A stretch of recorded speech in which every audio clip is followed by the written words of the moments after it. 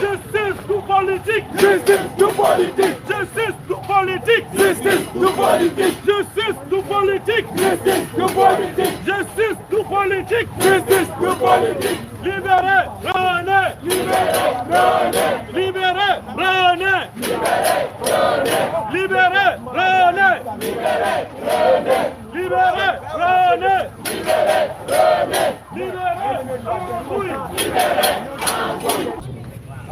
Bon, je dois vous dire en fait que nous sommes au regret de constater qu'au dernier moment que notre itinéraire a été changé.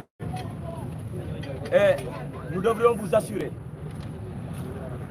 si on savait réellement que l'autorité en question avait détourné notre itinéraire, nous allons tout bonnement renoncer à la marche en lui remettant lui-même le document qu'il nous avait remis.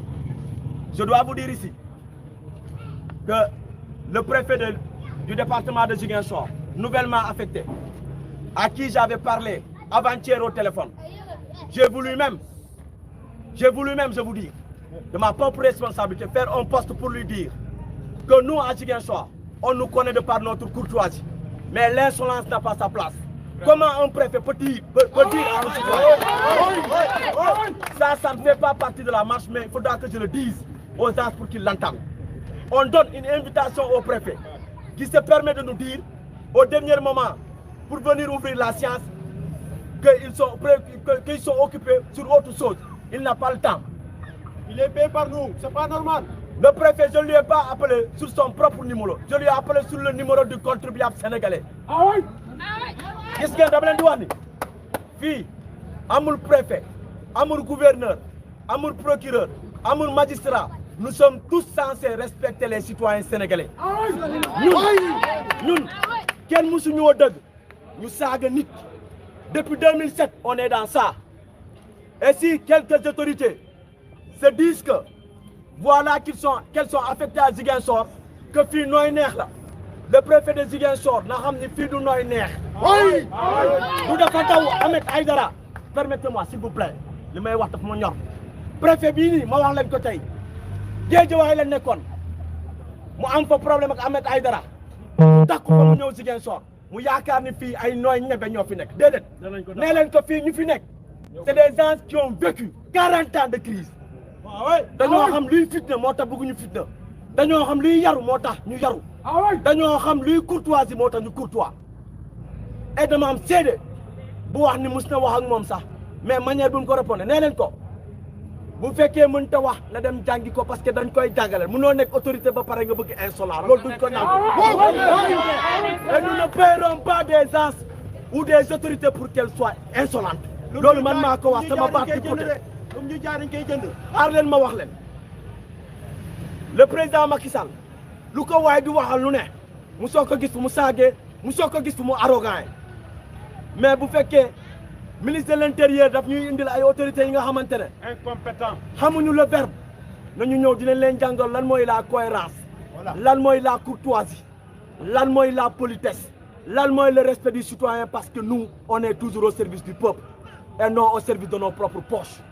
dama wax ni ba ma bëgg bii nii naka préfet jot ngeen ne ko Madia Diop Sané nee na bu fekkee da nga ñëw pour jàppale nooy neex xamal ni fi nga toog doo fa yàgg boo moytul ndax ku ñu xam nañu du ñu defante de mais dañ lay delloo li nga moom te préfet Ziguinchor dañ ko delloo lu mu moom parce que kii ñëwul pour respecter ñu te man maa ko wax keneen ak keneen dina ko wax kii il n'a pas le sens du respect du citoyen sénégalais mais dina jeex man maa ko wax te ñun nag bu yaakaaree ni mun nañu jaxase ak policiers yi day sonal boppam parce que si biir policiers yi ñun ñu ngi fa am suñuy élèves si biir policiers yi ñu ngi fa am suñuy nawle si biir policiers yi ñu ngi fa am ñi nga xamante ne ñun ak ñoom ñooy demalanteel kon bu fekkee dañoo am nguur bi nga xam dafa yaakaar ni à chaque fois force restera à la loi mais quand cela devient un abus le peuple prendra ses responsabilités. man maa ko wax j'en assume je dis bien j'en assume les conséquences j'en assume les responsabilités xam nga la man gëwuma yabaate xam nga la laa gëm ku ñu laaj fii dañ lay ne booy ils sont courtois ils sont respectueux loolu la ñu ñëpp xamee journalistes yi nay tënk chaque jour suñu kii suñu nee marche dañ ko autoriser wala pas dañuy xool lan moo tax ñu autoriser ko lan moo tax ñu bañ ko autoriser mais munoo ñu jox lii jox ñu ko ba pare nga changer suñu itinéraire nga ne bu ñu yegg si jaamaarloo ak yow maa ne préfet suñu kanam bu la neexul ñaana réaffectation nga jóge fi dem sa yoon. parce que du ñu jël si suñuy gafa dina jox téléphone ngay woote ñu dëkkal la jox la oto jox la essence. jox la ngay lekk. on te nourrit. jox la sécurité. on te donne la sécurité possible. ba pare nga ñëw nag nga bëgg yab les citoyens de Ziguinchor loolu duñ ko nangu. na préfet laaj ay moromam. préfet yarul. na préfet laaj ay moromam. déedéet gis nga lan la on dit que tous les citoyens sont égaux devant la loi. C'est pas le préfet qui fait la loi. Loin de là. Le préfet juste incarne une partie de la loi. te moom sax bu jéggee loi ñu teg ko ci loi. kon nag du ñu bàyyi ay papa jàmbur ay yaay jàmbur jógee ba fu nekk si Ziguinchor ñu ñëw pour dem jaamaarloo ak moom jàkkaarloo ak moom wax ko li nga xamante ne ñun du moom lañ soxla sax ñun président de la république lañu soxla préfet bi dafa tuuti pour ñun suñuy soxla ndax mu ngi fàttali ñu soxla préfet man maa la may loolu avant goût la boo xamul li la indi fii li lay delloo dina yomb wasalaam. oui. yarul gaa yor la. nga boo yaakaaree ni yow yaa moom loi di nga retraité nga xam ne loi moomoo ko baax na. Nous remercions vivement les journalistes et surtout nous vous disons encore merci. Nous remercions vivement encore la police qui s'est chargée de nous escorter tout au long du chemin et qu'il n'y ait pas eu d'incident. Nous vous remercions vivement et nous vous disons soyez toujours du côté du peuple et non du côté des gouvernants. Soyez toujours au service du peuple et non au service des gouvernants qui quelque part, certains d'entre eux abusent de votre autorité pour en dire que oui, elles sont des autorités ou pas. Nous sommes censés vous respecter. Il faudra que les autorités aussi vous respectent. Je vous remercie. Mémorandum. Nous, famille des détenus de l'affaire Boffa Bayotte, le FRAPP et le mouvement Vision Citoyenne, venons par le présent mémorandum exprimer notre profonde indignation et notre vive réprobation face à cette justice, face à cette situation d'injustice, ainsi que contre l'attitude de nos autorités étatiques sur le dit dossier. En effet, considérant que les droits des détenus, René Capain Bassène et Omar Ampoui Bodian n'ont pas été respectés, considérant que le 2 poids 2 mesures est une justice sélective sur ce dossier, considérant, après l'accord signé le 3 août 2022 pour le dépôt des armes, constitue une bonne initiative tant attendue. Nous pouvons affirmer, sans risque de nous tromper, que l'État, à travers la justice, a fait montre que les Sénégalais ne sont pas égaux devant la loi. Considérant que le Sénégal est un État de droit, René Capain Bassène et Omar Ampoui Bodian n'ont plus le droit de rester en prison. Nous suggérons de la part de nos autorités le respect des droits de l'homme, comme convenu dans la Déclaration universelle des droits de l'homme. Je cite, tous les hommes naissent libres et égaux en dignité et en droit. Nous croyons très sincèrement que l'État gagnerait plus en considérant René Capain Bassène et Omar Ampoui Bodian comme des acteurs de paix, voire de potentiels médiateurs dans la résolution de la crise casamançaise. Car cela a été l'un des chantiers de ces deux illustres fils. Nous exigeons la libération pure et simple de René Capain Bassène et Omar Ampoui Bodian pour corriger une injustice flagrante. Car si César Atoute Badiate est libre, nous ne voyons aucunement ce qui pourrait empêcher René Capain Bassène et Omar Ampoui Bodian de l'être. Nous continuons de croire que des innocents croupissent en prison dans le but d'avoir les agneaux du sacrifice ou des moyens de pression. Nous condamnons cet état de fait et nous demandons à notre justice de continuer à chercher les véritables coupables. Pour finir, nous demandons à l'État du Sénégal et le MFDC, Mouvement des forces démocratiques de la Casamance, de renouer un dialogue sincère, inclusif, afin de ramener cette paix définitive tant recherchée. et qui constitue un espoir vers le développement. Nous interpellons le président de la République, son Excellence Macky Sall, sur ce qui pourrait écorner l'image d'un état de droit. Et nous lui demandons de continuer à œuvrer sans relâche dans cette entreprise de recherche effrénée d'un sourire pour les Casamançais en particulier, synonyme de l'installation d'une paix définitive. Fait à Ziguinchor le 9 septembre 2022. Je vous remercie. Voilà, je pense que le message est clair. Voilà, ci wolof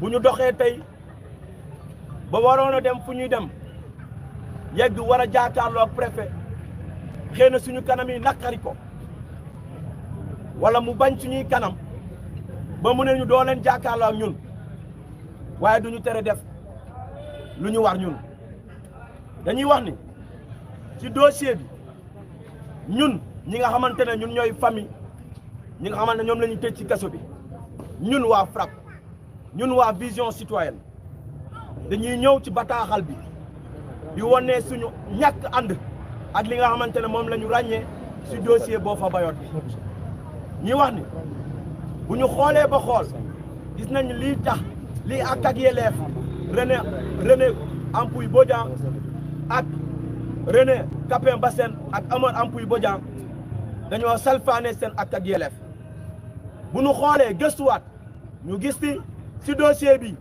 justice bi da ci am ñaari poids yi nga xamante ne moom la teg maanaam justice bi daal doon kumba lakk Adama muy justice bu féetale bu wonee kumba am ndey ak kumba amul ndey bu ñu gëstuwee xool gis ni état du Sénégal ak MFDC dañoo siwal benn bataaxal benn accord bu ñu signé bu weeru ut amee ñetti fan ñu signé ko ci Guinée Bissau ñu koy rafetlu ndax ñun dañuy wax ni dañoo juddoo ci xeex bi màggee ci xeex bi te bëgguñoo dee ci xeex bi di yaakaar ni xeexu Casamance bi dafa doy sëkk ñuy wax ni ñu ngi rafetlu donc état du Sénégal lu mu signé ay accord même bu fekkee du pàcc yi yëpp waaye ci benn pàcc te di ko ñaan mu continuer ci yeneen pàcc yi bu ñu gisee ni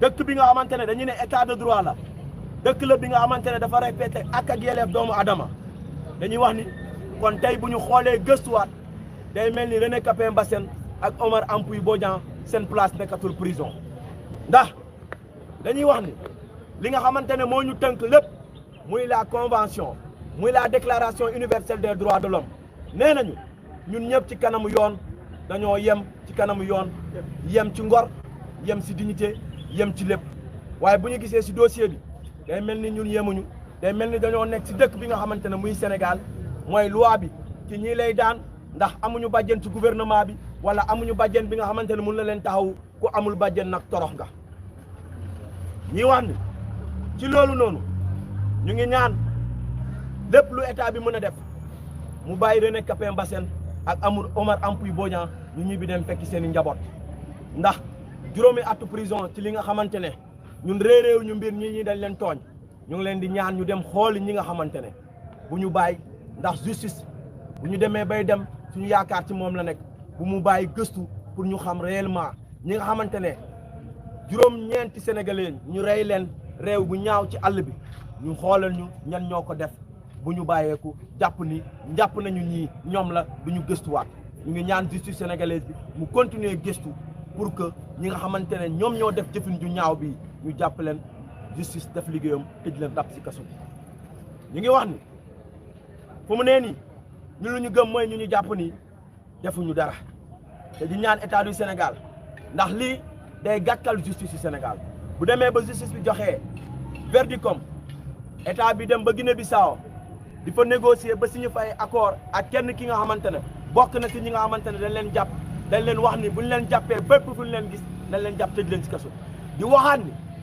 ñun amuñu benn xaar ma yàlla ak César Atoute Badiate au contraire lu mu def ni signé ay accord ak état du Sénégal ñu ngi ñaan ñenn ñi ñëpp ñu def ko ndax xeex bii jëmalalu Casamance kanam yàq na lu bëri Casamance tax na ba mbokk ak mbokk di dawante tax na ba mbokk ak mbokk kenn wóolul moromam di ñaan président de la république moom mi nga xamante ne gis nañ ko mu dem fii sa Russie gis nañ ko mu dem fii sa Mali di dox tànku jàmm ñu ne booy béy da ngay béy ci say weewu tànkoom yi mooy fii ci Sénégal mu dox fi jàmm ñu ngi rafetlu taxawaay bu président de la république am bu mu ñëwee ci nguur bi ba léegi ci affaire crise Casamance bi ndax tey jii mun nga jógee Ziguinchor mun nga jógee Casamance dem fépp ci Sénégal ci heure bu la neex ndax li taxoon way fippu yi wala ñeneen ñi yenn xeetu saay-saay di taxaw di nangu bagage u jàmbur yi ci yoon bi bu président de la république ñëwee gis nañu ni loolu